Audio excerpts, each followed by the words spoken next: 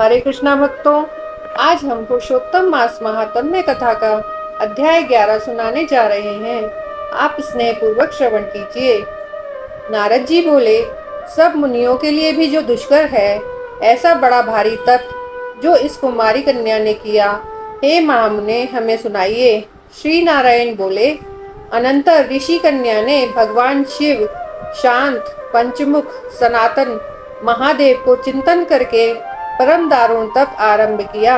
सर्पों का आभूषण पहने, देव, नंदी, भृंगी आदि गणों से सेवित, 24 तत्वों और 3 गुणों से युक्त, अष्ट महासिद्धियों तथा प्रकृति और पुरुष से युक्त, अर्धचंद्र से सुशोभित मस्तक वाले, जटाजूट से विराजित भगवान के प्रीत्यर्थ उस बाला ने परम तप आरंभ किया। ग्रीष्म ऋतु के सूर्य होने पर पंचाग्नि के बीच में बैठकर, हेमंत और शिशिर ऋतु में ठंडे जल में बैठकर खुले हुए मुख वाली, जल में खिले हुए कमल की तरह शोभित होने लगी। सिर के नीचे फैली हुई काली और नीली अलकों से ढकी हुई वह जल में ऐसी मालूम होने लगी जैसे कीचड़ की लता सेवारों के समूह से गिरी हुई हो। शीत के कारण नासिका से निकलती हुई शोभित धूम राशि इस तरह दिखाई देने लगी जैसे कमल से मकरंद पार करके भ्रमर पंक्ति जा रही हो। वर्षा काल में आसन से युक्त चौतरे पर बिना छाया के सोती थी और वह सुंदर अंग वाली प्रातः साय धूमपान करके रहती थी। उस कन्या के इस प्रकार के कठिन तप को सुनकर इंद्रादि बहुत चिंतित हो गए। उस ऋषि कन्या के तप में लगे रहने पर हे नृपनंदन, हे क्षत्रिय भूषण, 9000 वर्ष व्यतीत हो गए। उस बाला के तप से भगवान शंकर ने प्रसन्न होकर उसे अपना इंद्रियातीत निज स्वरूप दिखलाया। भगवान शंकर को देख देह में जैसे प्राण आ जाए, वह सहसा खड़ी हो गई और तप के दुर्बल होने पर भी वह बाला उस समय हृष्ट पुष्ट हो गई। बहुत वायु और घाम से कलेश पाई हुई वह शंकर को बहुत अच्छी लगी और उस कन्या ने झुककर पार्वती पति शंकर को प्रणाम किया। उन विश्ववंदित भगवान का मानसिक उपचारों से पूजन करके और भक्ति युक्त चित्त से जगत के नाथ की स्तुति करने लगी।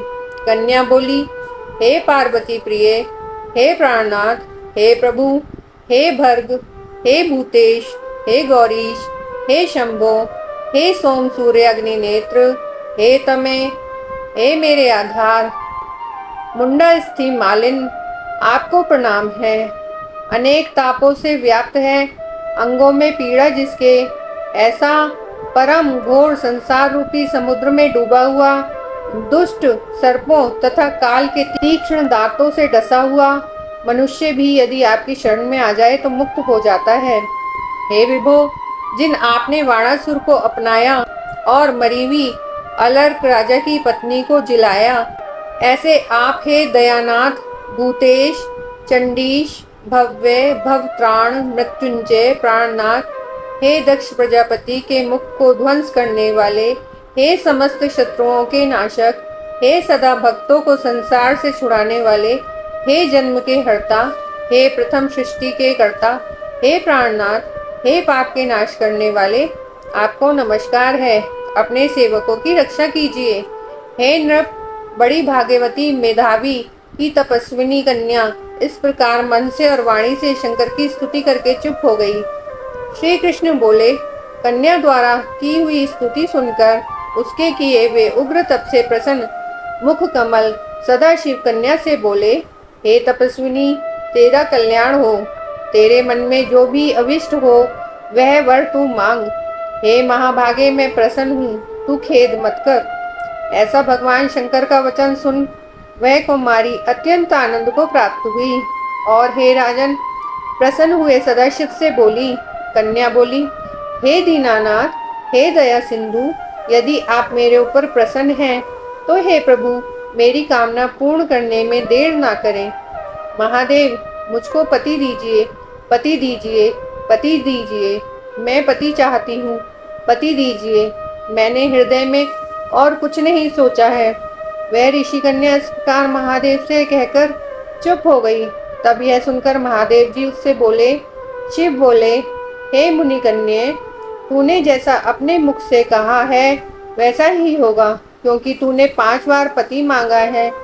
अतः हे सुंदरी, तेरे 5 पति होंगे, और वे पांचों वीर, सर्वधर्म वेत्ता, सज्जन, सत्य पराक्रमी, यज्ञ करने वाले, अपने गुणों से प्रसिद्ध, सत्य प्रसिद्ध, जितेंद्रिय, तेरा मुख देखने वाले सभी क्षत्रिय और गुणवान होंगे।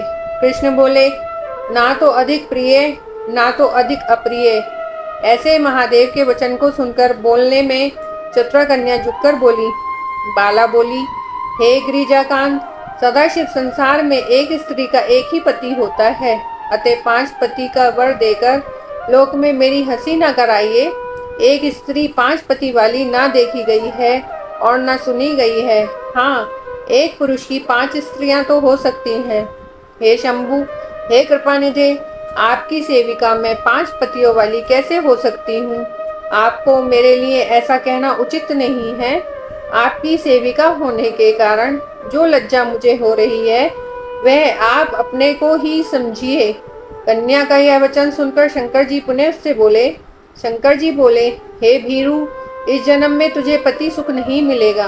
दूसरे जन्म में जब तू तपोबल से बिना योनि के उत्पन्न होगी, तब पति सुख को भोगकर अनंतर परम पद को प्राप्त होगी। क्योंकि मेरी प्रिय मूर्ति दुर्वासा का तूने पहले अपमान किया है। हे सुभ्रु, वह दुर्वासा यदि क्रोध करें तो तीनों भुवनों को जला सकते हैं।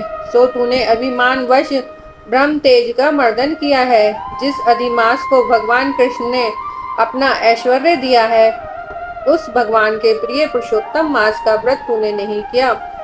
मैं ब्रह्मा आदि से लेकर सब देवता, नारद आदि से लेकर सब तपस्वी जिसकी आज्ञा सदा मानते चले आए हैं, हे बाले, उसकी आज्ञा का कौन उल्लंघन करता है? लोक पूजित पुरुषोत्तम मास की दुर्वासा की आज्ञा से तूने पूजा नहीं की। हे मूढ़, हे द्विजात्मजे, इसलिए तेरे 5 पति होंगे। हे बाले, पुरुषोत्तम के अनादर से अब अन्यथा नहीं हो सकता है। जो उस पुरुषोत्तम की निंदा करता है वह रौरव नरक का भी भागी होता है। पुरुषोत्तम का अपमान करने वाले को विपरीत ही फल होता है। यह बात कभी अन्यथा हो नहीं सकती। पुरुषोत्तम के जो भक्त हैं वे पुत्र, पौत्र और धन वाले होते हैं, और वे इस लोक को तथा परलोक की सिद्धि को प्राप्त हुए हैं, प्राप्त होंगे और प्राप्त हो रहे हैं।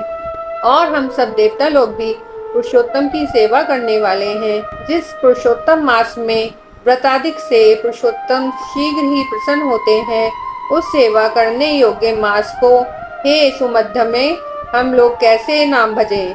उचित और अनुचित विचार की चर्चा करने वाले अतएव अनुकरणीय जो मुनि हैं, उन अति उत्कट श्रेष्ठ तपस्वी पुरुषों का वचन कैसे मिथ्या हो सकता है? कहो। इस प्रकार कथन करते हुए भगवान नीलकंठ शीघ्र ही अंतर ध्यान हो गए। वह बाला युद्ध से भ्रष्ट मृगी की तरह चकित सी हो गई। सूत जी बोले, हे मुनीश, रेखा सदृश चंद्रमा से युक्त मस्तक वाले सदाशिव जब उत्तर दिशा के प्रति चले गए, तब वृतासुर को मारकर जैसे इंद्र को चिंता हुई थी, उसी प्रकार मुनिराज की कन्या को चिंता बाधा करने लगी। इति श्री ब्रह्मनारदीय पुरुषोत्तम मास महात्म्य में एकादशो अध्याय। हरि शरणम हरि शरणम हरि शरणम। जय श्री कृष्ण।